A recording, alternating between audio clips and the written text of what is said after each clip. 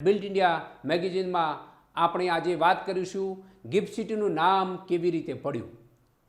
કદાચ તમને જાણતા નવાઈ લાગશે કે ગિફ્ટ સિટીનું નામ કેવી રીતે પડ્યું. ગિફ્ટ સિટીનું નામ એ આપણા યશસ્વી પ્રધાનમંત્રી નરેન્દ્રભાઈ મોદી સાહેબે આપ્યું છે. આ સાંભળતા તમને નવાઈ લાગતી હશે, પરંતુ આ હકીકત છે, આ વાસ્તવિકતા છે.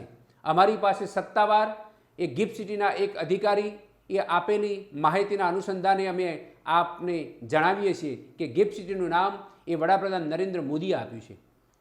ગિફ્ટ સિટીની શરૂઆત 2008માં થઈ ત્યારે ગિફ્ટ સિટીનું નામકરણનો એક મોટો પ્રશ્ન હતો. ત્યારે તે દરમિયાન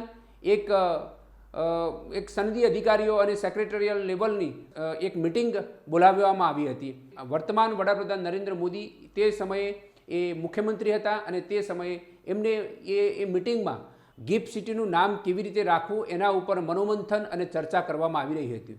તે સમય દરમિયાન મુખ્યમંત્રી નરેન્દ્રભાઈએ એ કહ્યું, અધિકારીઓને કહ્યું કે આપણે જે સિટી નિર્માણ કરવા જઈ રહ્યા છે તે સિટી વૈશ્વિક છે અને આપણે સ્માર્ટ સિટી છે, દેશની પ્રથમ સ્માર્ટ સિટી છે, જેથી અને ટેક સિટી પણ છે, જેથી આપણે એને ગિફ્ટ કહીએ. Gift means GIFT, Gujarat international finance tech city.